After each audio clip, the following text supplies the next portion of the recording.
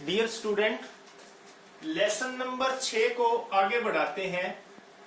इससे पहले हमने आपातकाल की पृष्ठभूमि जो है टॉपिक के विषय में पढ़ा था, जिसमें आपातकाल के कारणों का वर्णन हमने किया।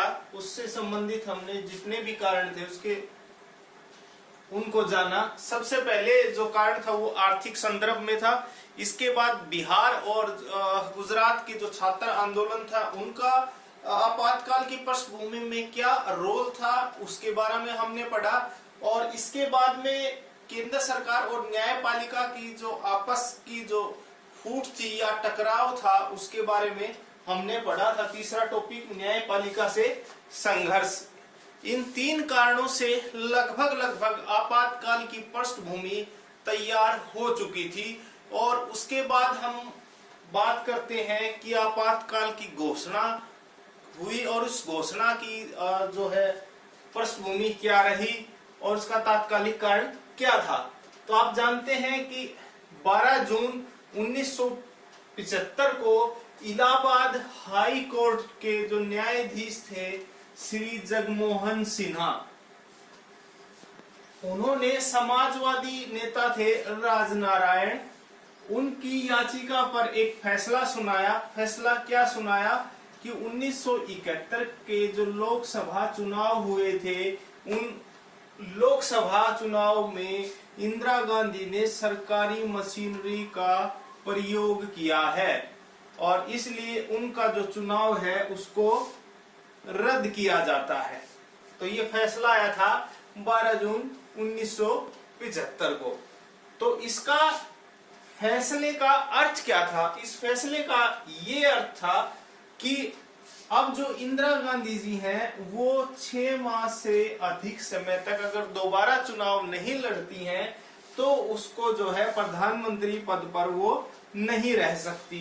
तो इंदिरा जी के सामने भी एक विकट जो है परिस्थिति आ गई थी।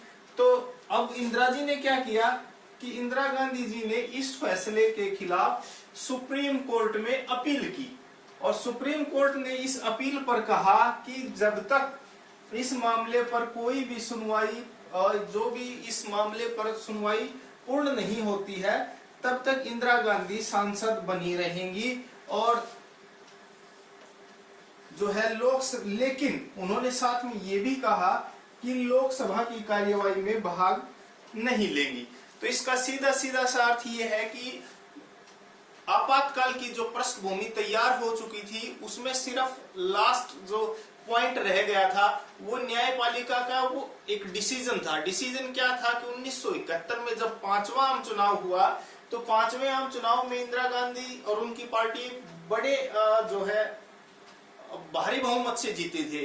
तो उस समय क्या 1971 में जो चुनाव इंदिरा गांधी जिस विधानसभा क्षेत्र से लोकसभा क्षेत्र से लड़के चुनाव जीत के आई थी तो वहां पर एक समाजवादी नेता राजनारायण जिन्होंने इंदिरा गांधी जी के खिलाफ चुनाव लड़ा था, तो उन्होंने इलाहाबाद हाई कोर्ट में एक अपील की कि इंदिरा गांधी जी ने जब लोकसभा का चुनाव उन्होंने लड़ा था तो सरकारी मशीनरी का दुरुपयोग किया है।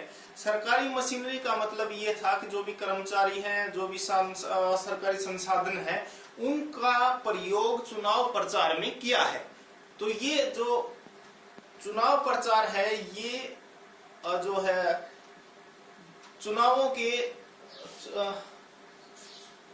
ये जो चुनाव आयोग के जो है निर्णयों के विरुद्ध था। तो इसलिए उन्होंने क्या किया कि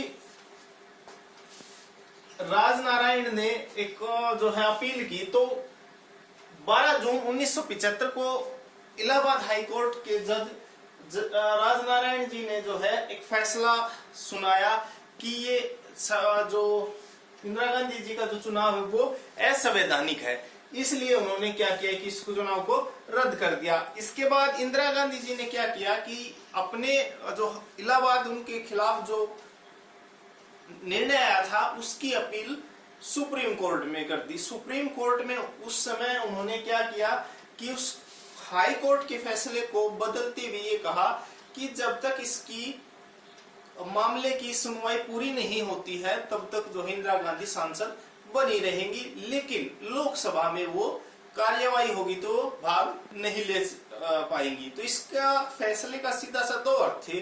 पहला अर्थ तो ये था कि भाई 1971 में 5वां चुनाव हुआ था, तो ये इसके 5 साल बाद यानी कि 1 साल बाद लगभग चुनाव होने वाले थे, तो इसको फैसले को थोड़ा सा लंबा टाला जाए, तब तक जो है इंदिरा गांधी जी अपने पद पर बनी रहे। दूसरा ये था कि भाई जो लोकसभा में अगर इंदिरा गांधी कार्रवाई में भाग नहीं लेंगी तो उसका सीधा सा जो असर है वो उस समय के सरकारी कामकाज पर उसका सीधा असर पड़ेगा।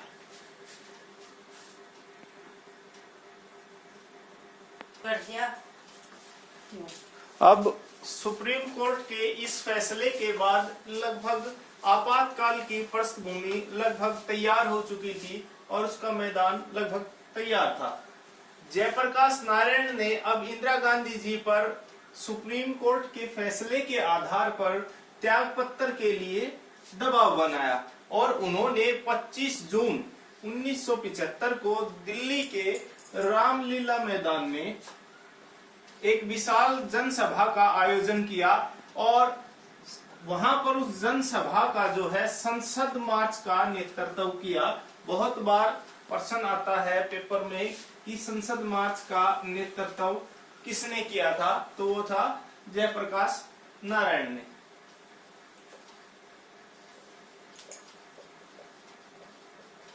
और ये संसद मार्च था क्या? संसद मार्च का अर्थ ये था कि विशाल जनसभा जाकर के संसद का घेराव करने वाली थी। नंबर 5 है जयप्रकाश नारायण ने इंदिरा गांधी की जो है उसके त्याग पत्र के साथ साथ राष्ट्रव्यापी सत्याग्रह की भी उस रामलीला मैदान में जो है घोषणा की और उन्होंने रेलवे से और सरकारी कर्मचारियों से भी आह्वान किया कि वो इस आंदोलन में जो है शामिल हों। अब इसका जो है अर्थ क्या निकला? इसके बाद रेलवे और सरकारी जो कर्मचारी थे उनके शामिल होने की संभावना के कारण जो है सरकारी कामकाज ठप होने का जो है या सरकारी तंत्र विफल होने का खतरा लगभग उत्पन्न हो गया था। तो कहने का अर्थ ये है कि भाई जब सुप्रीम कोर्ट का फैसला आया कि इंदिरा गांधी लोकसभा में जो है कार्यवाही में भाग नहीं ले सकती, तो जयप्रकाश नारायण ने इंदिरा गांधी जी के खिलाफ दिल्ली के रामलीला मैदान में एक बड़ी विशाल सभा का आयोजन किया 25 जून 1975 को और संसद मार्च का जो है नेतृत्व किया। और इसके बाद जो है उन्होंने रेलवे और सरकारी कर्मचारियों से भी इस राष्ट्रव्यापी हड़ताल में शामिल होने का आह्वान किया। और इंदिरा गांधी जी को ये लगा कि अगर इस सरकारी कर्मचारी और रेलवे ने भी हड़ताल कर दी तो सरकारी कामकाज बिल्कुल ठप हो जाएगा।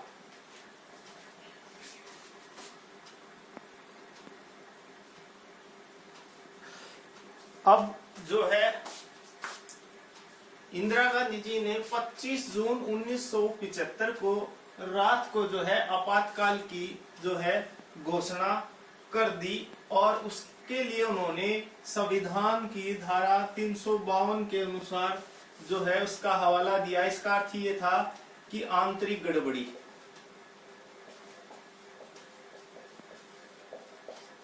उन्होंने जो है धारा 352 के अनुसार जो है देश में 25 जून 1975 को आपातकाल की घोषणा कर दी। उस समय जो है भारत के राष्ट्रपति कौन थे? फखरुद्दीन अली अहमद, जो कि उस समय कश्मीर के दौरे पर थे।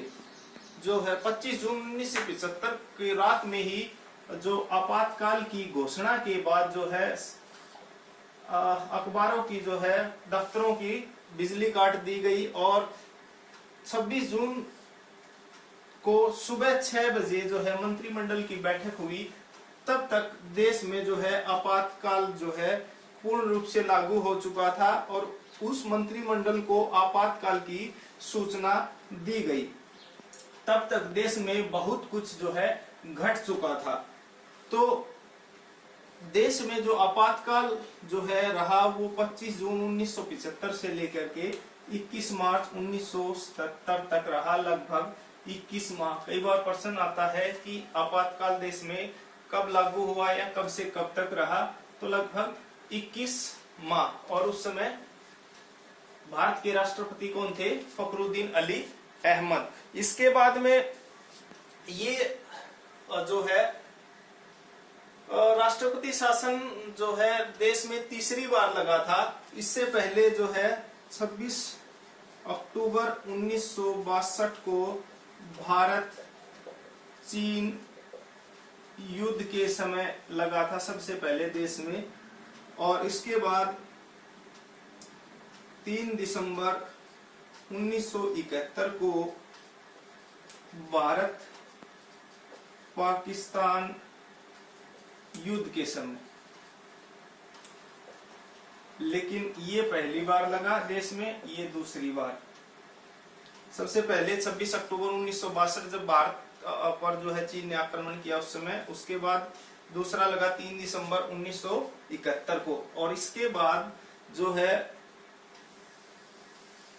तीसरा जो लगा वो 25 जून 1975 को। लेकिन ये जो आपातकाल लगे थे, इस दोनों आपातकाल में, इस तीसरे आपातकाल में अंतर यही है कि दोनों के दोनों आपातकाल जो है दूसरे राष्ट्र के द्वारा किया गया हमले के कारण जो है लगाए गए थे, लेकिन आंतरिक गड़बड़ी के कारण लगने वाला ये पहला और एकमात्र आज तक जो है आपातकाल है। और जहां तक इस पॉइंट की बात है कि जो मंत्रिमंडल की सुबह बैठक हुई, उनको उस समय उसकी जानकारी दी गई थी, इसका सीधा सा अर्थ ये है कि उस समय पार्टी पर जो है और इंदिरा गांधी का जो है एक छत्र राज था और उसी की ही चलती थी। आशा है कि ये आपातकाल की घोषणा आपको समझ में आई होगी। Thank you.